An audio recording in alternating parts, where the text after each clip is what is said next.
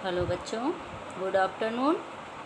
आज हम लोग पुनः राजा किसान और समाज, आरंभिक राज्य और अर्थव्यवस्थाएं अध्याय 2 के क्वेश्चन आंसर को पढ़ेंगे।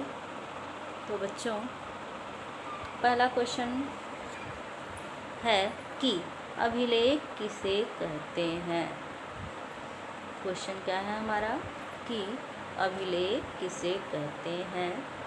आंसर है पत्थर, धातु या मिट्टी के बर्तन जैसी कठोर सतह पर खुदे शब्द या लेख को अभिलेख कहते हैं। तो हम आपको पहले भी बता चुके हैं कि प्राचीन काल में क्या था कि आज की तरह कागज़ का आविष्कार नहीं हुआ था। कागज़ पर छपाई नहीं होती थी, लिखाई नहीं होती थी। तो राजा लोग अपने आदेश उपदेश को जनता तक पहुंचाने के लिए अभिलेखों का सहारा लेते थे और इसके लिए राजाओं द्वारा बड़े बड़े शिलाखंडों को तरसवाया जाता था, यानी कटवाया जाता था, उसको तराशा जाता था और विभिन्न धातु के पत्ते बनाए जाते थे, जैसे ताम्रपत्र, लोहे के भी। बाद में उस समय तक लोहे का विशेष प्रयोग नहीं हुआ था। 6ठी शताब्दी ईसा पूर्व से लोहे का प्रयोग प्रारंभ हुआ। तो उसके पहले जो है लोहे पर नहीं लिखा जाता था। पत्थर, विभिन्न धातुओं के पत्र बनाए जाते थे और मिट्टी के बर्तन जैसे बना करके उस पर, उसकी सतह पर उत्कीर्ण करा दिया जाता था, यानी खोद खोद करके जो कहना चाहते थे उसको उस पर लिख दिया जाता था। उसी को क्या कहते हैं, अभिलेख कहते हैं। दूसरा क्वेश्चन क्या है कि अशोक के अभिलेख की खोज किसने की। प्रश्न क्या है, अशोक के अभिलेख की खोज किसके द्वारा की गई थी या किसने की थी, कब की थी। आंसर है बच्चों, अशोक के अभिलेख की खोज 1830 ईस्वी में ब्रिटिश पुरातत्वविद जेम्स प्रिंसेप ने की थी। किसने की थी, जेम्स प्रिंसेप द्वारा की गई थी। ईस्ट इंडिया कंपनी में उच्चाधिकारी थे। इन्हीं के द्वारा जो है अशोक के अभिलेखों की खोज की गई है। अगला क्वेश्चन क्या है कि अशोक के अधिकांश अभिलेखों की भाषा क्या है। भाषा और लिपि क्या है। तो बच्चों, आंसर है अशोक के अधिकांश अभिलेख प्राकृत भाषा। प्राकृत भाषा उस समय जनसाधारण की भाषा थी। तो अशोक ने अपने अभिलेखों में उसी भाषा का इस्तेमाल किया, यानी जनसाधारण की प्राकृत भाषा एवं ब्राह्मी लिपि में उत्कीर्ण है। आंसर क्या है, अशोक के अधिकांश अभिलेख प्राकृत भाषा एवं ब्राह्मी लिपि में उत्कीर्ण है। अगला क्वेश्चन, पश्चिमोत्तर भाग के अभिलेखों की भाषा एवं लिपि क्या है। अशोक के जो अभिलेख पश्चिमोत्तर भाग से प्राप्त हुए हैं उसकी भाषा और लिपि क्या है। तो आंसर क्या है बच्चों, पश्चिमोत्तर भाग के अभिलेखों के भाषा जो है वो क्या है, अरामेइक यानी यूनानी भाषा, और लिपि क्या है, अरेमिक भाषा में लिखे गए हैं और अरेमिक लिपि का प्रयोग किया गया है। और अगला क्या है कि अशोक ने कौन कौन सी उपाधि धारण की थी, या किस वंश के शासक ने पहली बार उपाधि धारण की थी। तो मौर्य वंश के शासक अशोक ने स्वयं को देवानाम प्रिय अर्थात देवताओं का प्रिय और प्रियदर्शी यानी देखने में क्या, प्रिय, अति सुंदर की उपाधि धारण की थी। अगला क्वेश्चन, भारत का राष्ट्रीय चिन्ह किसे माना गया है। क्वेश्चन क्या है बच्चों कि भारत का राष्ट्रीय चिन्ह किसे माना गया है या क्या है? अशोक के सारनाथ सिंह शीर्ष स्तंभ को भारत का राष्ट्रीय चिन्ह माना गया है। सिंह शीर्ष स्तंभ, तो जैसा कि हम सभी जानते थे कि अशोक के अभिलेखों में स्तंभ लेख भी आता है। स्तंभ लेख, शिलालेख, गुहालेख, ताम्रपत्र अभिलेख, ये सब जो अभिलेख थे, सभी प्रकार के अभिलेखों का लगभग प्रयोग अशोक के द्वारा किया गया, जिसमें स्तंभ लेख, गुहालेख और शिलालेख प्रमुख हैं। तो अशोक के जो सारनाथ का सिंह शीर्ष स्तंभ लेख है, यानी सिंह क्या है, स्तंभ के शीर्ष पर बना हुआ है, उसी को शीर्ष सिंह को क्या बनाया गया, राष्ट्रीय चिन्ह घोषित किया गया है। अगला क्वेश्चन क्या है? सारनाथ स्तंभ का निर्माण कब किया गया? क्वेश्चन क्या है बच्चों कि सारनाथ स्तंभ का निर्माण कब किया गया? आंसर है 250 ईसा पूर्व में अशोक द्वारा सारनाथ स्तंभ लेख का निर्माण कराया गया था। अगला क्वेश्चन, सारनाथ स्तंभ लेख में कितने सिंह हैं? क्या है क्वेश्चन? सारनाथ स्तंभ लेख में कितने सिंह या शेर हैं? आंसर है 4। सारनाथ अशोक स्तंभ में 4 शेर एक दूसरे से पीठ सटाए हुए बैठे हैं और इनके मध्य में, यानी एक के बाद एक ऐसे क्या है, मध्य में धर्म चक्र है। अगला क्वेश्चन है बच्चों कि सांची स्तंभ में और वैशाली स्तंभ में कितने शेर हैं? क्वेश्चन क्या है? सांची स्तंभ और वैशाली स्तंभ में कितने शेर हैं? आंसर है सांची स्तंभ, सांची मध्य प्रदेश में पड़ता है, 4 शेर हैं, यानी कि सारनाथ स्तंभ की तरह ही सांची स्तंभ का निर्माण किया गया है। जबकि वैशाली बिहार में पड़ता है और वैशाली में क्या है, केवल 1 शेर है, यानी कि वैशाली स्तंभ अभिलेख जो है वह सांची और सारनाथ के बिल्कुल विपरीत है, एकदम भिन्न है, क्योंकि यहाँ दोनों जगहों पर क्या है, 4 शेर हैं और यहाँ 1 शेर है। अगला क्वेश्चन, मौर्य काल में भवन निर्माण में किस धातु का प्रयोग किया जाता था या किस वस्तु का अधिकांशतः प्रयोग किया जाता था? क्वेश्चन क्या है बच्चों कि मौर्य काल में भवन निर्माण में किस वस्तु का अधिकांशतः प्रयोग किया जाता था? आंसर है मौर्यकालीन भवनों में अधिकांशतः लकड़ी का प्रयोग किया जाता था।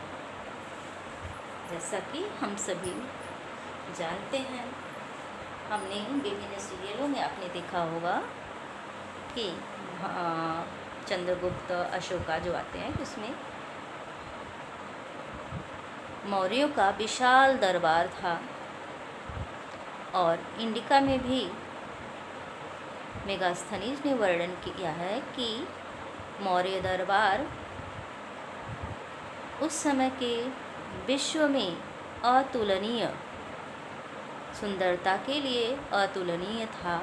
ऐसा उसने लिखा है इंडिका में कि ऐसा दरबार विश्व के किसी भी राजा का नहीं था, जो कि लकड़ी से बना हुआ था, लकड़ी के खंभों पर टिका हुआ था।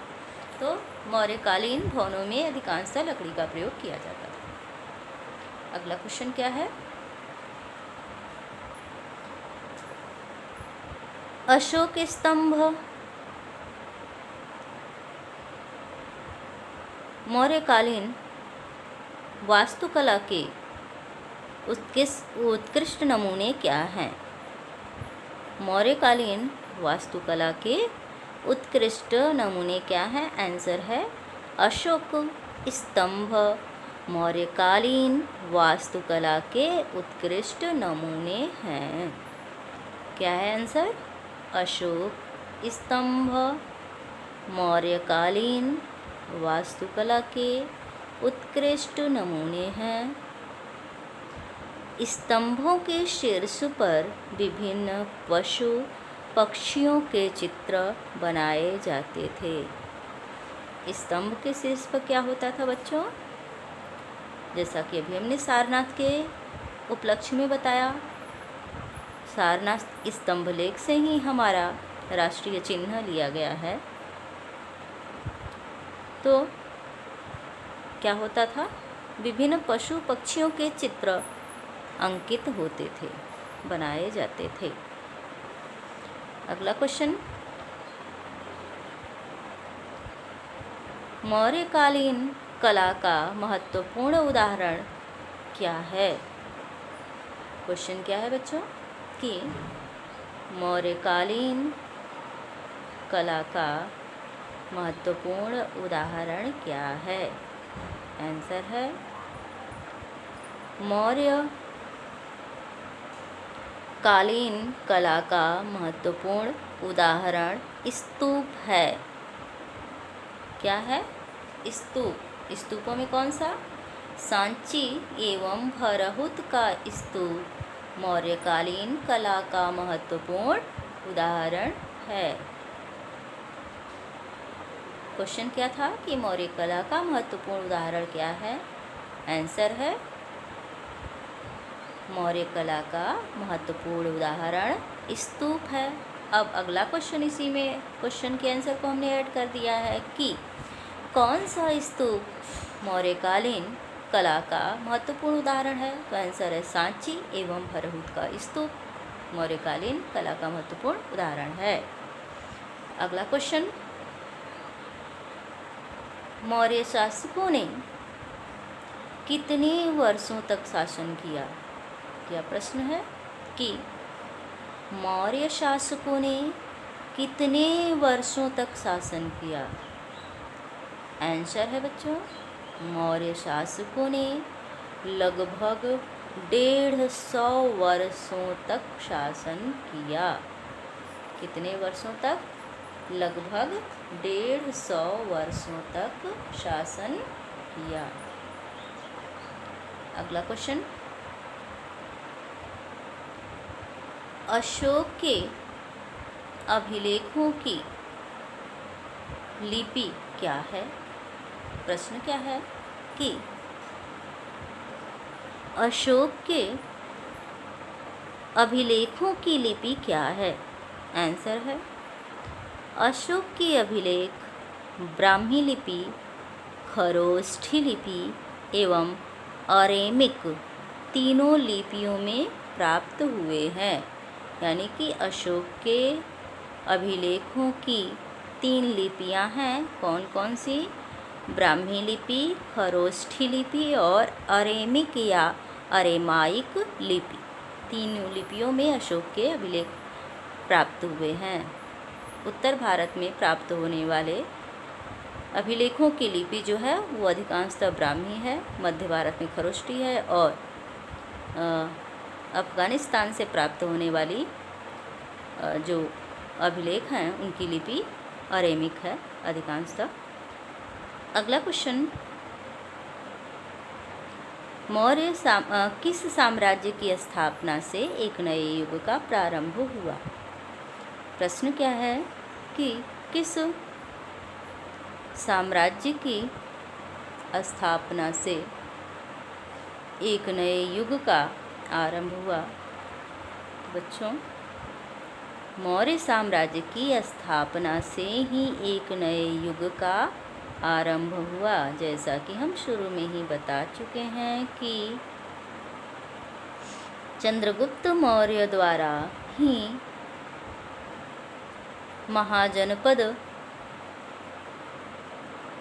का परिवर्तित रूप जो राज्य अस्तित्व में आया वह चंद्रगुप्त मौर्य के द्वारा ही लाया गया, यानी चंद्रगुप्त मौर्य ने ही मगध को एक राज्य के रूप में स्थापित किया। इसीलिए उसे भारत का पहला राष्ट्रीय शासक भी कहा जाता है। तो बच्चों, यह परिवर्तन कब आया? मौर्य वंश या मौर्य शासकों के पश्चात आया। अगला क्वेश्चन,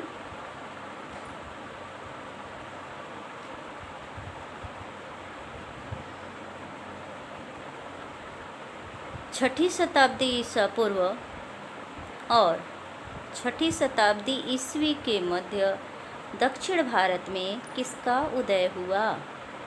प्रश्न क्या है कि दो तरह से प्रश्न पूछा जा सकता है। एक तो ये कि छठी शताब्दी ईसा पूर्व और छठी सदी ईस्वी के मध्य दक्षिण भारत में किसका उदय हुआ। दूसरा यह कि सरदारियों का उदय किस शताब्दियों के मध्य हुआ, कहाँ और किस शताब्दियों के मध्य हुआ। तो इस क्वेश्चन को दो तरह से पूछा जा सकता है। आंसर है छठी शताब्दी ईसा पूर्व और छठी सदी यानी ईस्वी, छठी सदी यानी 600 ईस्वी और 600 ईसा पूर्व दोनों के मध्य दक्षिण भारत में मुख्यतः कौन कौन से प्रांत थे? तमिलनाडु, केरल और आंध्र प्रदेश में किसका उदय हुआ? चोल, चेर व पांड्य जैसे सरदारियों का उदय हुआ। किसका उदय हुआ? चोल, चेर और पांड्य जैसे सरदारियों का उदय हुआ। कहाँ हुआ? दक्षिण भारत में हुआ। कब हुआ? छठी शताब्दी ईसा पूर्व और छठी सदी या शताब्दी ईस्वी के मध्य किसका उदय हुआ? सरदारियों का उदय हुआ। कहाँ हुआ? दक्षिण भारत में। आधुनिक समय में किन राज्यों में? तो तमिलनाडु, केरल और आंध्र प्रदेश के क्षेत्र में हुआ था। किसका उदय हुआ था? सरदारियों का उदय हुआ था। कब हुआ था? छठी शताब्दी ईसा पूर्व से लेकर के छठी शताब्दी ईस्वी तक के बीच में हुआ था। अगला क्वेश्चन कि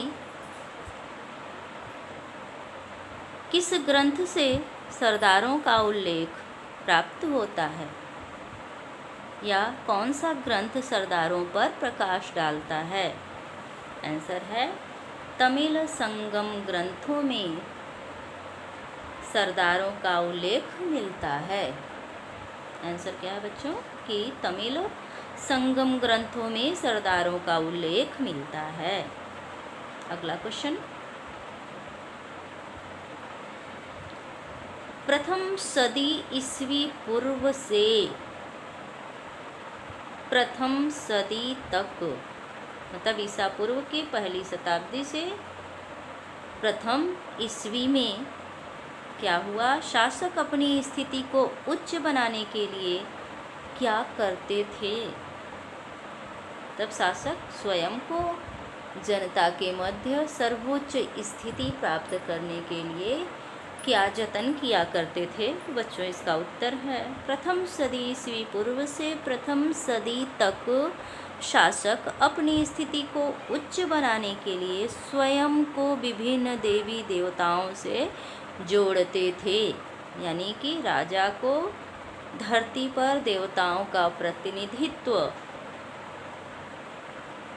प्रतिनिधि के रूप में प्रस्तुत करते थे। मतलब स्वयं को देवताओं का प्रतिनिधि घोषित करने के लिए किसी न किसी देवता के साथ अपने आप को जोड़ देते थे। यानी दैवीय सिद्धांत कब प्रारंभ हुआ? जो शासन का होता है दैवीय सिद्धांत, जो कि मुगलों ने अपनाया था और विभिन्न राजाओं ने अपनाया था, इसकी शुरुआत कब हुई? प्रथम सदी ईस्वी पूर्व से प्रथम सदी के मध्य तक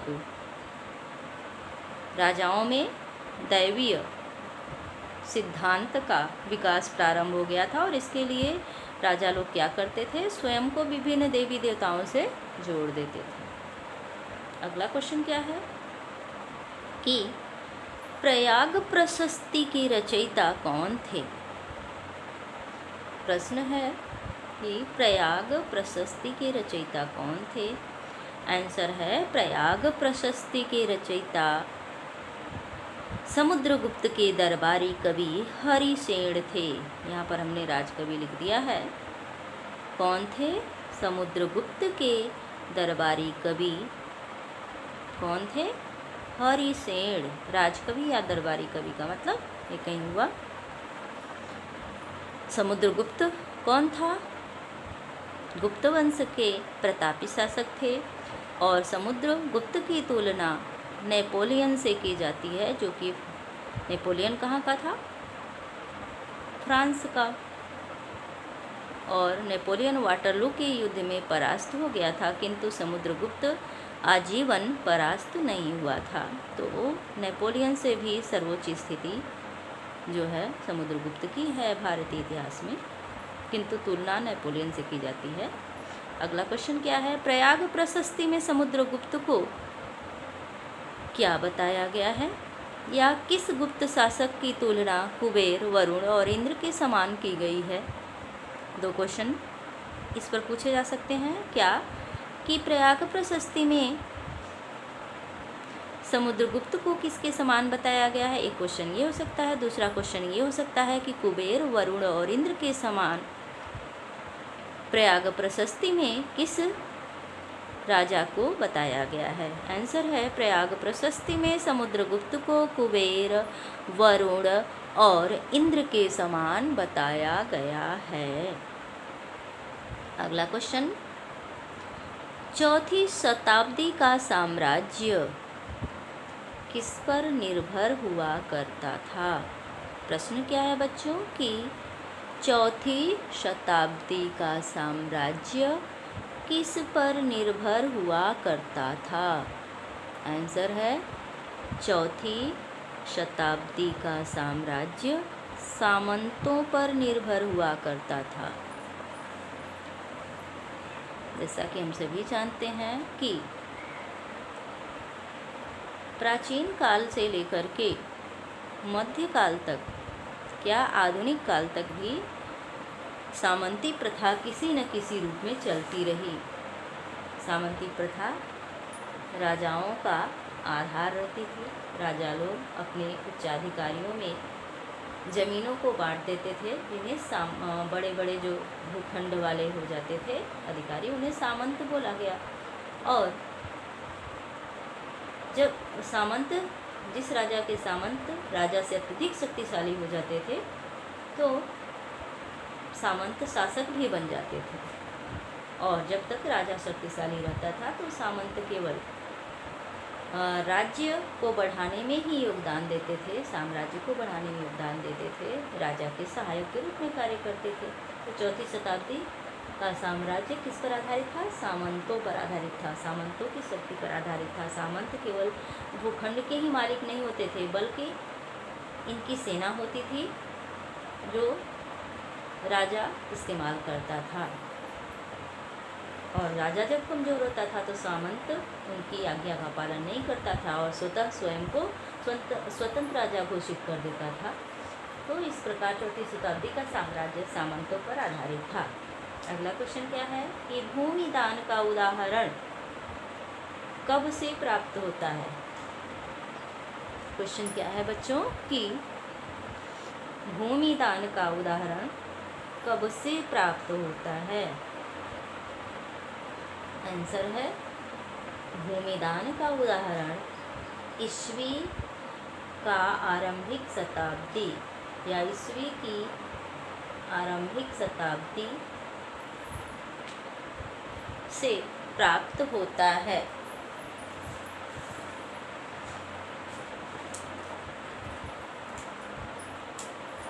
कब से प्राप्त होता है? भूमि दान का उदाहरण ईस्वी की आरंभिक शताब्दी यानी प्रथम शताब्दी से प्राप्त होता है या मिलता है। अगला क्वेश्चन, ब्राह्मणों को दान में दी गई भूमि को क्या कहा जाता था?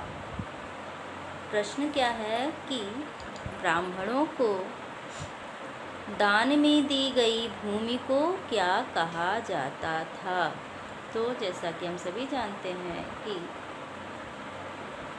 6ठी शताब्दी ईसा पूर्व से लेकर के 6ठी शताब्दी ईस्वी के मध्य या सदी के मध्य क्या होता था कि राजा लोग ब्राह्मणों को भूमि दान में दिया करते थे।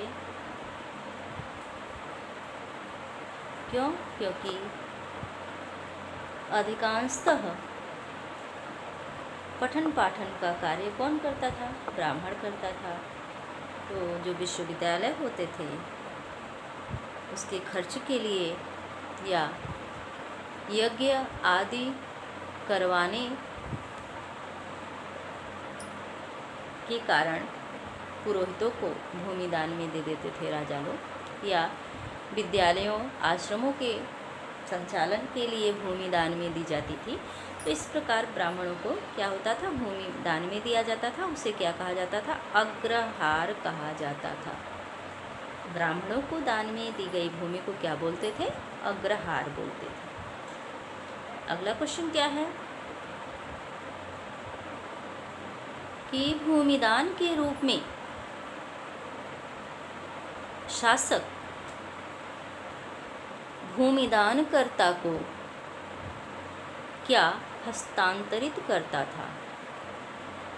प्रश्न क्या है बच्चों कि भूमिदान के रूप में शासक यानी राजा द्वारा भूमिदानकर्ता को यानी प्राप्तकर्ता को क्या हस्तांतरित करता था?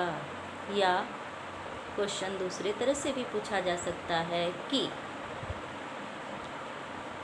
भूमि दान प्राप्तकर्ता को राजा द्वारा भूमि के साथ क्या दान में प्राप्त होता था या कौन सा अधिकार प्राप्त होता था? तो आंसर है भूमि दान के रूप में गांव के शब्द पर जरा गौर करिएगा, क्योंकि भूमिदान जो होता था वो गांव में ही होता था। शहरों में इसका प्रचलन नहीं था। मुख्यतः गांव में ही राजा लोग भूमिदान किया करते थे। तो गांव के राजस्व का अधिकार एवं प्रशासनिक अधिकार भी दान प्राप्तकर्ता को शासक द्वारा हस्तांतरित कर दिया जाता था। कहने का मतलब यह है कि राजा जो भी गांव किसी ब्राह्मण को दान में देता था उसके साथ उस गांव का राजस्व यानी भू लगान, उस समय लगान को राजस्व की श्रेणी में रखा जाता था। भू कर भी कर सकते हैं या लगान भी कर सकते हैं। तो वसूलने का अधिकार, साथ में प्रशासनिक अधिकार भी कहाँ का? उस गांव का। किस गांव का? जो गांव दान में देता था वो किसको प्राप्त हो जाता था? भूमिदान प्राप्तकर्ता को प्राप्त हो जाता था। तो इस प्रकार आंसर क्या हुआ कि भूमिदान के रूप में गांव के राजस्व का अधिकार एवं प्रशासनिक अधिकार भी दान प्राप्तकर्ता को शासक द्वारा हस्तांतरित कर दिए जाते थे।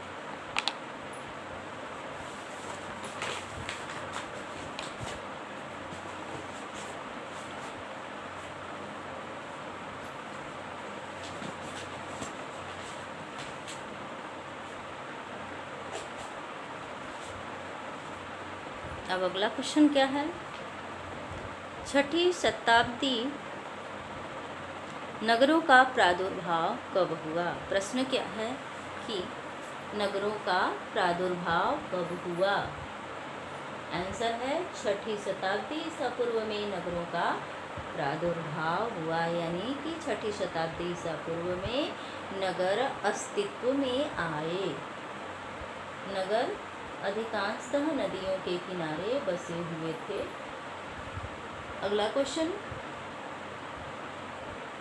कि 6ठी शताब्दी ईसा पूर्व में व्यापारियों को क्या कहा जाता था? क्वेश्चन क्या है बच्चों कि 6ठी शताब्दी ईसा पूर्व में व्यापारियों को क्या कहा जाता था? आंसर है छठी शताब्दी ईसा पूर्व में व्यापारियों को सत्थवाह या सेठी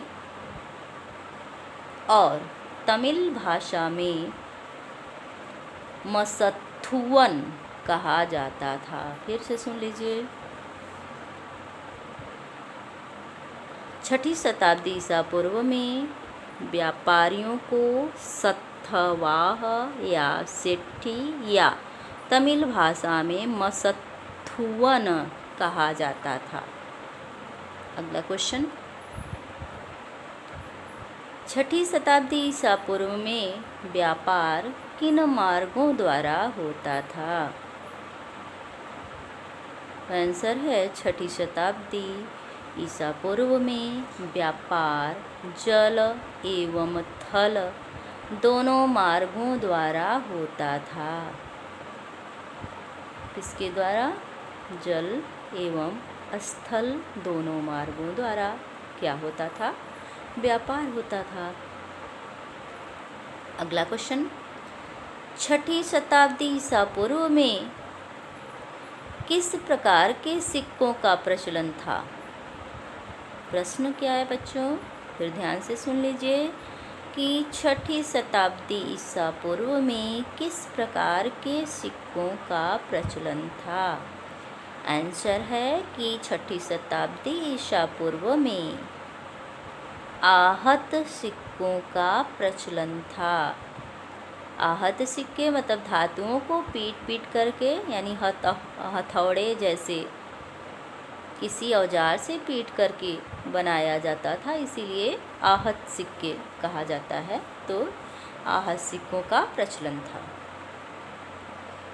अगला क्वेश्चन,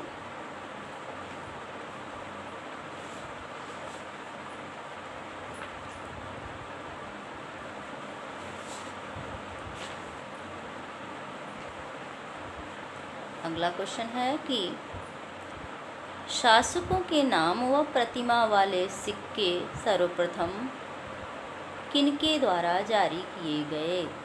प्रश्न क्या है कि शासकों के प्रतिमा यानी चित्र और नाम वाले सिक्के, यानी कि सिक्कों पर नाम खुदे होते थे, किन शासकों के द्वारा जारी किए गए? आंसर है शासकों के नाम व प्रतिमा वाले सिक्के सर्वप्रथम हिंद यूनानी शासकों द्वारा जारी किए गए। किसके द्वारा? हिंद यूनानी शासकों द्वारा जारी किए गए थे। हिंद यूनानी किसे कहा जाता है? कुषाणों को कहा जाता है।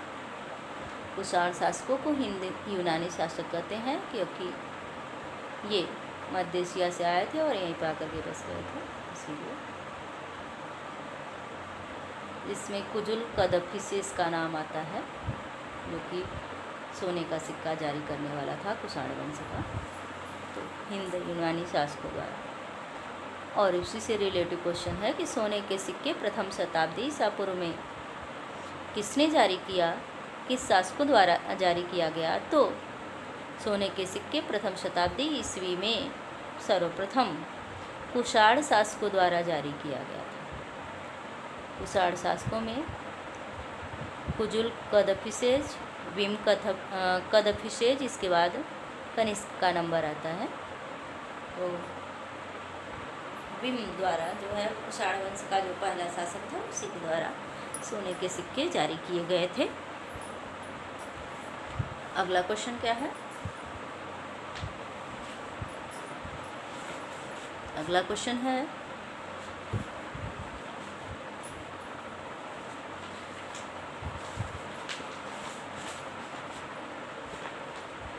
कि तांबे का सिक्का किसने जारी किया था? आंसर क्या है? पंजाब एवं हरियाणा के कबायली अवधेय गणराज्य द्वारा तांबे के सिक्के जारी किए गए थे। तो दो क्वेश्चन इस पर बनते हैं। अवधेय गणराज्य कहाँ था? पंजाब एवं हरियाणा आधुनिक पंजाब एवं हरियाणा में क्या था, अवधेय गणराज्य स्थापित था। और तांबे के सिक्के किसके द्वारा जारी किए गए, पंजाब और हरियाणा के अवधेय गणराज्य द्वारा जारी किए गए। अवधेय गणराज्य कैसा गणराज्य था, यह कबायली गणराज्य था। इस पर 3 क्वेश्चन बनते हैं, तो हमने तीनों क्वेश्चन के आंसर एक साथ कर दिए हैं कि पंजाब एवं हरियाणा के कबायली अवधेय गणराज्य द्वारा तांबे के सिक्के जारी किए गए थे। अगला क्वेश्चन क्या है कि प्राचीनतम अभिलेख किन भाषाओं में लिखे गए हैं। प्राचीनतम अभिलेख यानी कि 6ठी शताब्दी ईसा पूर्व के अभिलेख किस भाषा में लिखे गए हैं, तो आंसर है प्राकृत भाषाओं में लिखे गए हैं। प्राचीनतम अभिलेख प्राकृत भाषाओं में लिखे गए हैं। प्राकृत भाषा उस समय जनसाधारण की भाषा थी, बोली जाने वाली भाषा जो थी वो क्या थी, प्राकृत थी। इसीलिए उस समय के राजाओं ने अपने अभिलेख की भाषा भी प्राकृत भाषा का प्रयोग किया है। अगला क्वेश्चन क्या है कि भारत प्राचीन काल में चीन और ईरान से क्या आयात करता था। क्वेश्चन क्या है बच्चों कि भारत प्राचीन काल में चीन और ईरान से क्या आयात करता था। तो आंसर है भारत प्राचीन काल में चीन से रेशमी वस्त्र तथा ईरान से मोती आयात करता था। चीन से रेशमी वस्त्र और ईरान से मोती आयात करता था। अगला क्वेश्चन, सिकंदर ने भारत पर कब आक्रमण किया था। प्रश्न क्या है कि सिकंदर जो कि यूनानी शासक था, जिसे सिकंदर महान के नाम से जाना जाता है, वह विश्व विजय का स्वप्न पूरा करना चाहता था और उसी क्रम में भारत पर आक्रमण किया था। तो उसने भारत पर कब आक्रमण किया था, 326 ईसा पूर्व में सिकंदर भारत पर आक्रमण किया था। अगला क्वेश्चन, छोटे किसान व जमींदारों को किस शब्द से संबोधित किया जाता था। प्रश्न क्या है कि छोटे किसान और जमींदारों को किस शब्द से संबोधित किया जाता था। आंसर क्या है, छोटे किसान और जमींदारों को गहपति शब्द से संबोधित किया जाता था। गहपति शब्द से संबोधित किया जाता था। अगला क्वेश्चन, मौर्य वंश के पतन के लिए मुख्यतः कौन से कारक उत्तरदायी हैं। प्रश्न क्या है कि मौर्य वंश के पतन के लिए कौन से कारक उत्तरदायी हैं। तो बच्चों, इस प्रश्न पर इतिहासकारों ने अपने विभिन्न मत प्रकट किए हैं। कुछ लोग अशोक के धार्मिक नीति को मौर्य वंश के पतन का कारण मानते हैं, तो कुछ लोग केवल अशोक के धार्मिक नीति को नहीं बल्कि विविध कारणों को मौर्य वंश के पतन का कारण मानते हैं। तो हमने शॉर्टकट में यहाँ पर लिख दिया है कि अशोक की धार्मिक नीति, क्योंकि अशोक ने क्या किया था कि अपनी तलवार सदा के लिए म्यान में डाल दी थी और युद्ध घोष की जगह धम्म घोष की घोषणा कर दी थी। इससे क्या हुई, उसकी सेना कमज़ोर हो गई और जब तक शासक योग्य थे तब तक मौर्य वंश निर्बाध गति से बढ़ता रहा, उसकी ख्याति बढ़ती रही। किंतु दूसरा उसी से जुड़ा हुआ टॉपिक है कि अयोग्य उत्तराधिकारी, और जैसे ही अयोग्य शासक गद्दी पर बैठे मौर्य वंश का पतन प्रारंभ हो गया। तीसरा, अत्यधिक केंद्रीयकृत, यानी सभी शक्तियाँ किसके हाथों में व्यवस्थित थी, राजा के हाथों में व्यवस्थित होती थी।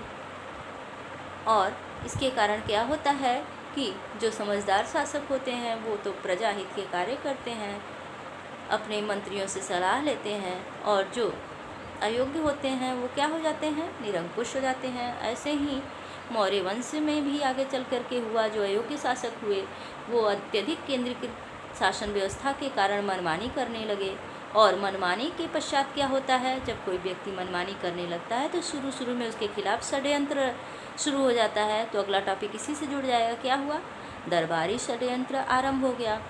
और फिर दरबारी षड्यंत्र के पश्चात क्या होता है कि विद्रोह शुरू हो जाते हैं, और विद्रोह के पश्चात किसी वंश का पतन हो जाता है। तो इसीलिए मौर्य वंश का पतन भी इन्हीं कारकों के द्वारा हुआ। कौन कौन से कारक, अशोक की धार्मिक नीति, अयोग्य उत्तराधिकारी, अत्यधिक केंद्रीयकृत शासन व्यवस्था और दरबारी षड्यंत्र आदि। अगला क्वेश्चन, तमिल भाषा के ग्रंथ, क्वेश्चन है, किस ग्रंथ के द्वारा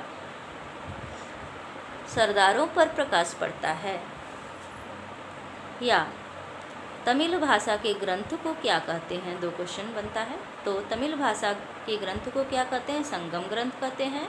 और किस ग्रंथ से सरदारी प्रथा पर प्रकाश पड़ता है, तो आंसर है संगम ग्रंथ तमिल भाषा के ग्रंथ हैं, जिसके द्वारा तमिल देश यानी दक्षिण भारत के सरदारी या सरदारों पर प्रकाश पड़ता है।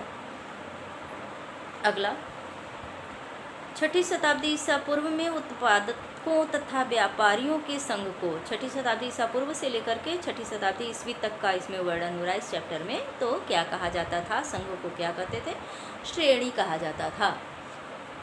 उत्पादकों तथा व्यापारियों के संघ को श्रेणी कहा जाता था। अगला क्वेश्चन, मौर्यकालीन सेना के संगठन हेतु कितनी समितियां स्थापित की गई थी, या क्या व्यवस्था की गई थी। तो बच्चों, मौर्यकालीन सेना के संगठन हेतु 30 सदस्यीय 6 समितियां स्थापित की गई थी, यानी 5-5 सदस्यों की 6 समितियां होती थी, जो सेना के संगठन, सेना के रखरखाव आदि का प्रबंध करती थी। सभी समितियों के कार्य अलग अलग होते थे। अगला क्वेश्चन, जेम्स प्रिंसेप कौन था। जैसा कि शुरू में ही एक क्वेश्चन था कि अशोक के अभिलेखों को किसने पढ़ा, या अशोक के अभिलेख पढ़ने में कौन सक्षम रहा, तो जेम्स प्रिंसेप का नाम आया था। तो जेम्स प्रिंसेप कौन था, ईस्ट इंडिया कंपनी के एक अधिकारी थे। यह अंग्रेज था बच्चों, जिसने कि अशोक के अभिलेख को पहली बार पढ़ा। नाम क्या था, जेम्स प्रिंसेप। और यह कौन था, ईस्ट इंडिया कंपनी का एक अधिकारी था। अगला क्वेश्चन, कि यूनानियों ने किसे मौर्य कला का सुंदरतम नमूना बताया है। तो आंसर है, यूनानियों द्वारा राजमहल पहाड़ियों की स्थापत्य कला को अपनी सुंदरता के लिए विश्व प्रसिद्ध बताया है। किसको, राजमहल की पहाड़ियों की स्थापत्य कला को। अगला क्वेश्चन, अशोक का धर्म, उसका व्यक्तिगत धर्म क्या था और राजधर्म क्या था। तो अशोक व्यक्तिगत धर्म उसका बौद्ध था। अशोक बौद्ध धर्म का अनुयायी था, लेकिन उसने अपने व्यक्तिगत धर्म को प्रजा पर कभी नहीं थोपा, बल्कि प्रजा के लिए उसने सभी धर्मों की अच्छी बातों को समाहित करके मानव धर्म जो था उसका, वही क्या था, प्रजा धर्म था। यानी मानवतावादी धर्म जो था वह प्रजा के लिए उसने लागू किया था। अपना बौद्ध धर्म प्रजा पर उसने कभी नहीं थोपा था, उसका वह व्यक्तिगत धर्म था। तो मानव धर्म ही अशोक का राजधर्म था। अगला, पाटलिपुत्र का आधुनिक नाम क्या है बच्चों। तो पाटलिपुत्र का आधुनिक नाम क्या है, पटना है। अगला क्वेश्चन, मौर्य साम्राज्य कितने प्रांतों में विभक्त था। प्रश्न क्या है कि मौर्य साम्राज्य कितने प्रांतों में विभक्त था। आंसर है कि मौर्य साम्राज्य 5 प्रांतों में विभक्त था। कौन कौन से प्रांत, उत्तरापथ मतलब उत्तर के रास्ते में पड़ने वाले प्रांत, यानी कि मगध से उत्तर दिशा में पड़ने वाले प्रांत कौन कौन थे, आते थे जो, तो उत्तरापद के अंतर्गत आते थे, जिसकी राजधानी क्या थी? तक्षशिला थी। और दूसरा था दक्षिणापथ, जिसकी राजधानी क्या थी? सुवर्णगिरि थी। तीसरा था अवंती, जिसकी राजधानी कहाँ थी? उज्जैनी। चौथा था कलिंग, जिसकी राजधानी थी तोशली। और पांचवा था प्राच्य, जिसकी राजधानी थी मध्य प्रदेश में। विभाजित था, क्या विभाजित था? मौर्य साम्राज्य 5 बड़े प्रांतों में विभाजित था। तो ये 5 बड़े प्रांत हैं, कौन कौन से? उत्तरापथ, दक्षिणापथ, अवंती, कलिंग और प्राच्य। ये 5 बड़े प्रांत थे मौर्य वंश के। तो इस प्रकार इस चैप्टर का हमने लगभग सभी इम्पॉर्टेंट पॉइंट्स को बहुविकल्पीय प्रश्नों के रूप में आंसर को लिख दिया है बच्चों। तो आप इसको शेयर कॉपी पर लिख लेंगे और याद कर लेंगे। और इसी के साथ ही हमारा दूसरा चैप्टर भी समाप्त हुआ। अगले चैप्टर में हम अगले वीडियो में अगले चैप्टर का क्वेश्चन आंसर करेंगे।